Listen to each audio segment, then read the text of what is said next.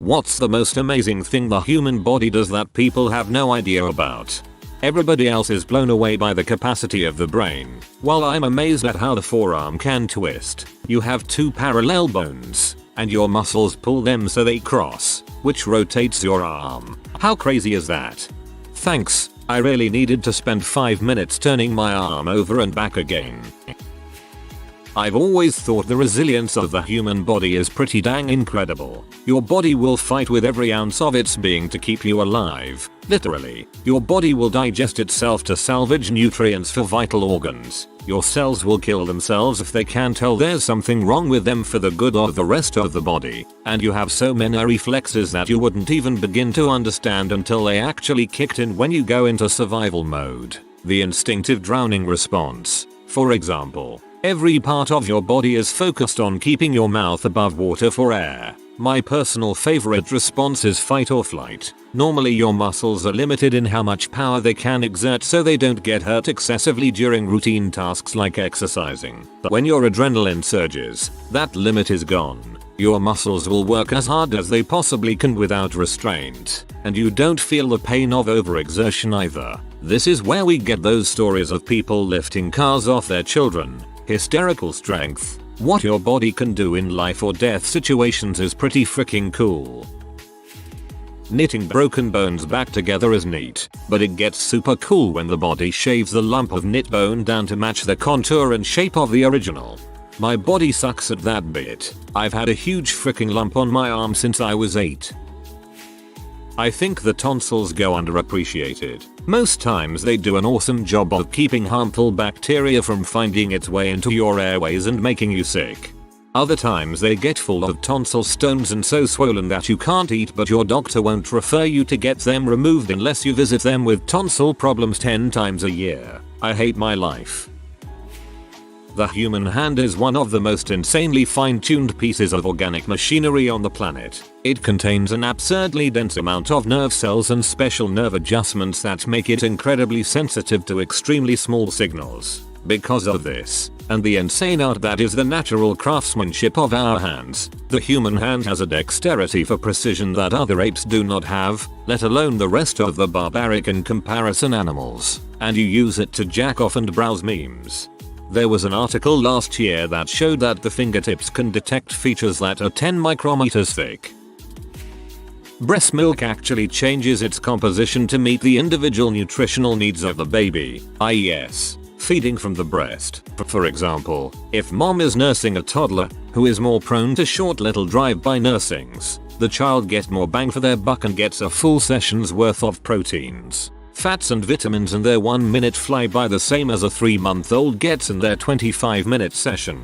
As they get older, the quantity of vitamins, fats and proteins changes as well to meet their individual needs. This is even true if mom is tandem nursing 2 babies of different ages. The milk actually customizes itself to ensure they both get exactly what they need, and the amount of milk she makes is dependent entirely on how much stimulation she gets, i.e., the more the baby nurses at the breast, the better supplied they are. This is why using bottles and pacifiers mucks up someone's supply. The baby wastes all their suckling needs somewhere else. Even cooler, the milk makes antibodies for the viruses mom and baby are exposed to and fighting off. I always thought the coolest part in particular was that before the mom even knows she or her baby are sick, her milk is already creating medicine antibodies to treat her child. It's like a built-in vaccine that is constantly being updated to fight off the latest bugs. This is the main reason why breastfed babies are better equipped to fight off both short-term illness and long-term disease, like respiratory illness, asthma, allergies,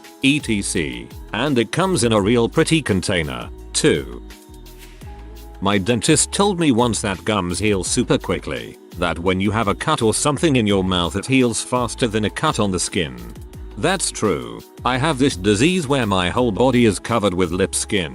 I heal really fast like a superhero, but I have to constantly massage myself with lip balm so I don't get chapped.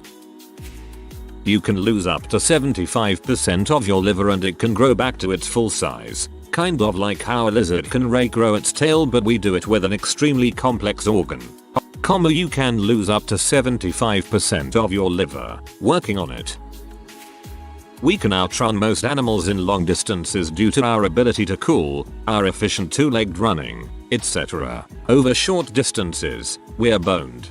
Next time you're being chased by a bear, make sure your shirt says no mauling before the 10th mile marker on the back.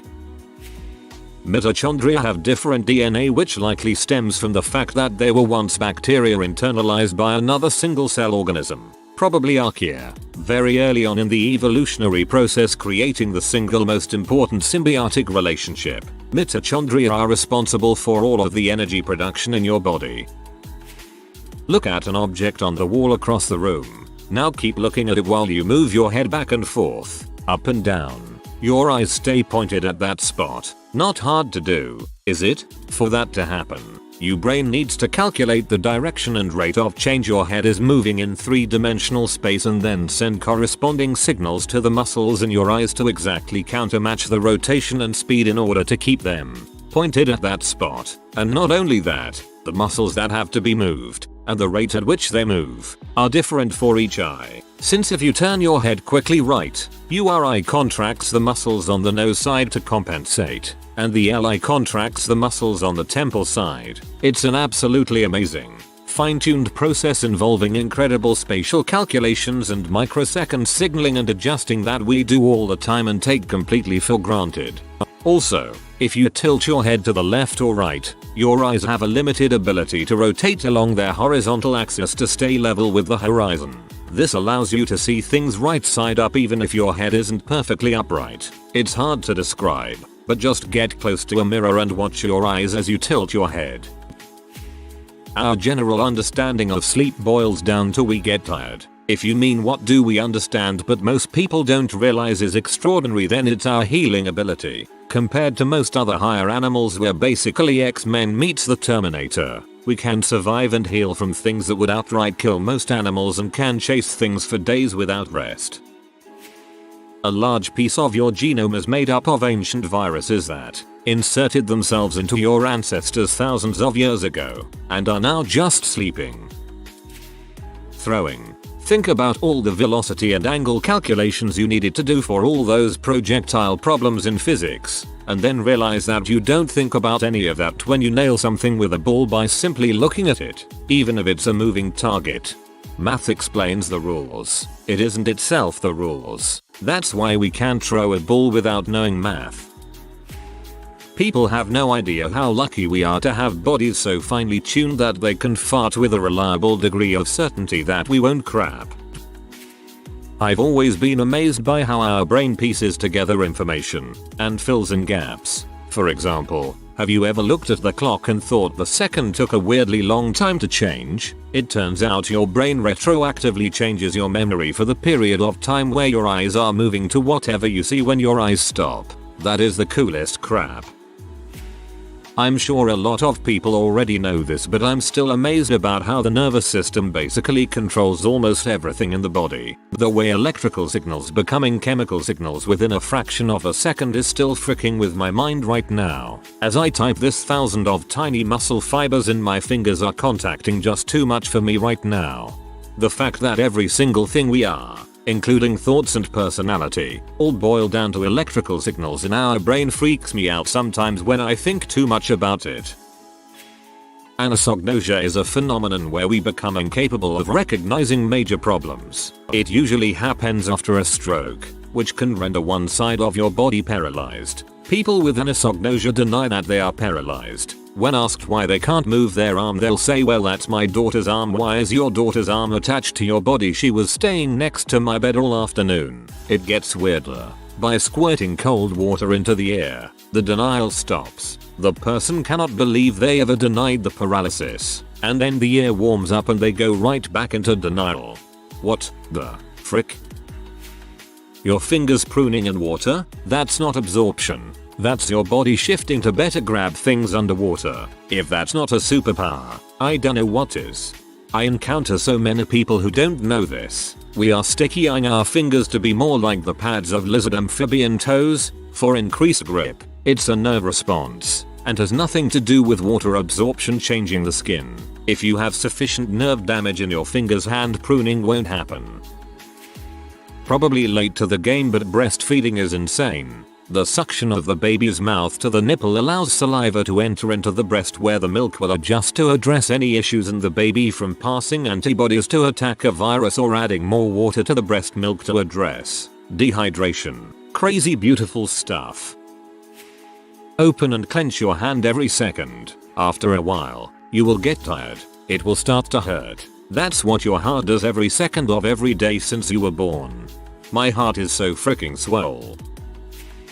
Physical humans are the top endurance runners of the animal kingdom. People wonder how we were somehow top predators with no claws, teeth, or extreme strength. We didn't need them. We literally ran our prey to death. The only ones capable of rivaling us are wolves and horses. If there is something our bodies are designed to do, it's run. Mental, we have computers the size of rooms that can undergo quadrillions of operations per second. Our brains still win.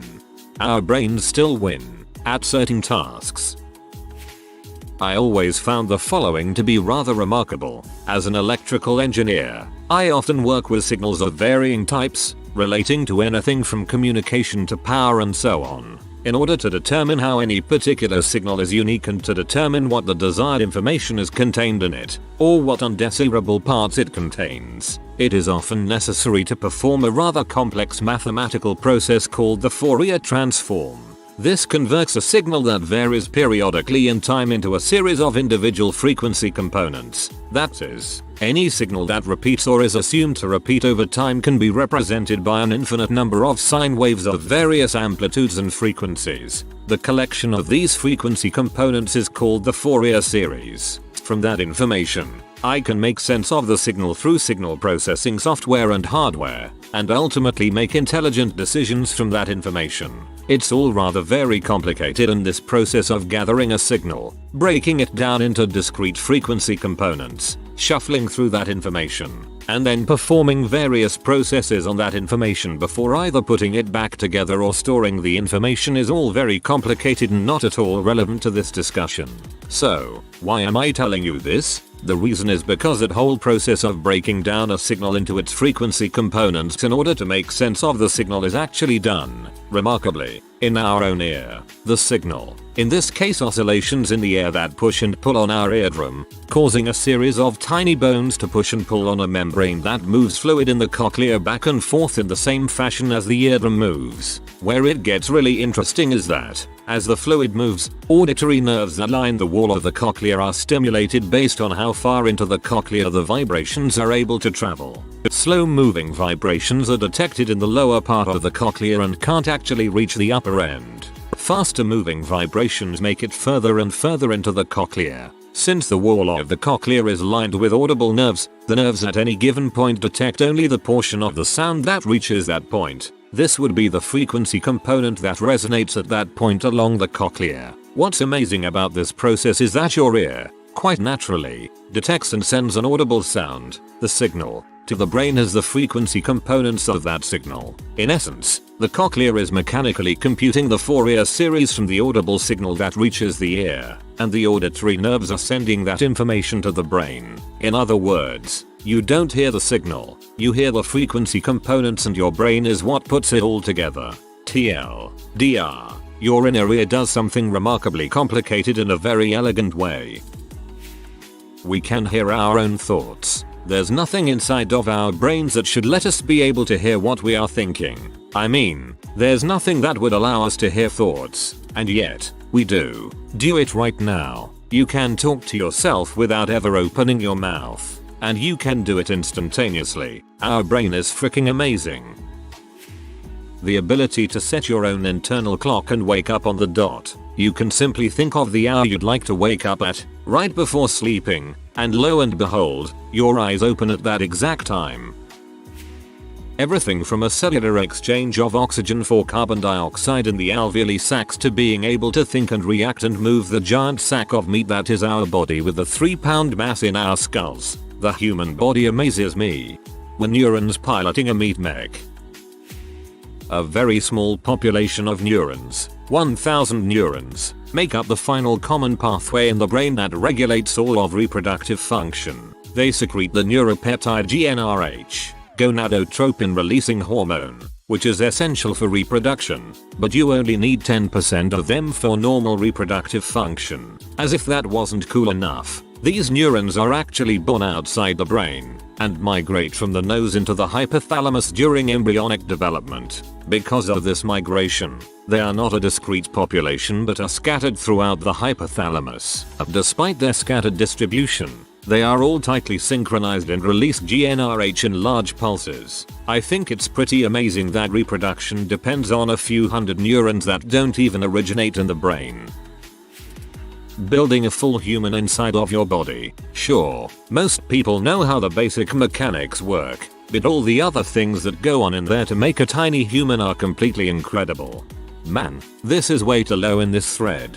Basically, ready every other answer. The eye movement, math cheating throwing, fart trusting bodies, all of that, and the body itself can not only replicate those, but create a whole new sentient being, putting all that marvelous crap for the next generation and sometimes improve it. Ever seen a picture of a person getting brain surgery and being grossed out? That's your brain being grossed out at itself. More by the fact that there is an open brain, or the fact that people are poking it. You are already a, not yet fertilized, egg when your maternal grandmother was between 16-18 weeks pregnant with your mother. Waking up is pretty freaky. I have no proof that I was the same person I was when I fell asleep, except that my brain tells me I am, through memories, and I have to take its word for it.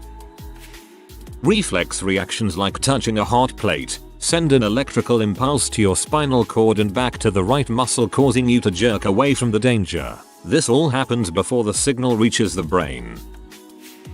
The body of a new mother of twins will match the temperature of both babies at the same time during skin-to-skin contact. The body temperature will vary from right side to left to match the individual baby to help the newborn regulate its body temperature. Seriously, what?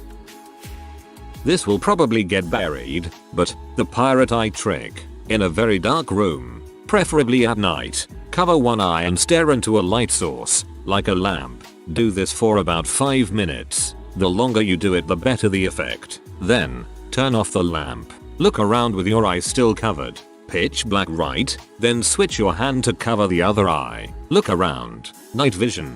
Apparently this is why pirates had eye patches. Not because they lost an eye, but because they could go into dark cellars and see. I know this works because I lie in bed at night with one eye staring at my phone and the other eye closed and buried in my pillow. I sometimes get up in dark to use the bathroom. I'm late to the game, but everything about fixed action patterns and neural pathways are incredible. A baby sees a nipple and automatically knows to feed from it. Why? Fixed action pattern. You're walking in the desert and all of a sudden you stop. Why did you stop? You look down and then notice a very venomous snake. You stopped because your brain picked up a slither in your field of vision before your eyes noticed it. Your brain picks up slithers and skitters for snakes and spiders. Neural pathways. There's more, and they're all fascinating. Until mine gave up on me, I had no idea that our autonomic system goes into overdrive whenever we move positions, even slightly, to make sure that blood gets pumped to every part of your body, and it works so quickly and so well that the only sign is a very brief and very small rise in heart rate. It happens so quickly, and does it so well that very few people even notice it. A few years ago mine stopped doing this part of its job. Long story, and it means that the blood pools in the lowest part of my body, other than when I'm laying flat. This means that the blood is pooling in my legs. To force the blood back up, my heart beats faster and faster to try and cope. Within 3 minutes, sometimes less, rarely more, it reaches a speed that is too fast, and I pass out. This causes me to be flat again if I pass out somewhere open, and gives my heart and autonomic system the chance to calm down and return to normal. Admittedly, this is just something I didn't know. It's possibly more common knowledge than I knew, and is probably only interesting to others with POTS too. What about the fact that I am reading these in my head with different random voices? Or I can choose a voice I've heard before like Morgan Freeman or Ray Romano. SpongeBob. Every time you swallow, a little flap in your ear opens and closes to continually rebalance the pressure in your ear. Without it, your hearing would cease to be effective, and over time your head would fly off like the cork from a well-shaken bottle of cheap, fizzy wine. The second part of that may be a slight exaggeration, or an outright lie. Eustachian tubes, for anyone who needs proof beyond the witterings of some bloke. If you are new to the channel, you can subscribe. I publish new videos every day. Until then, check another video.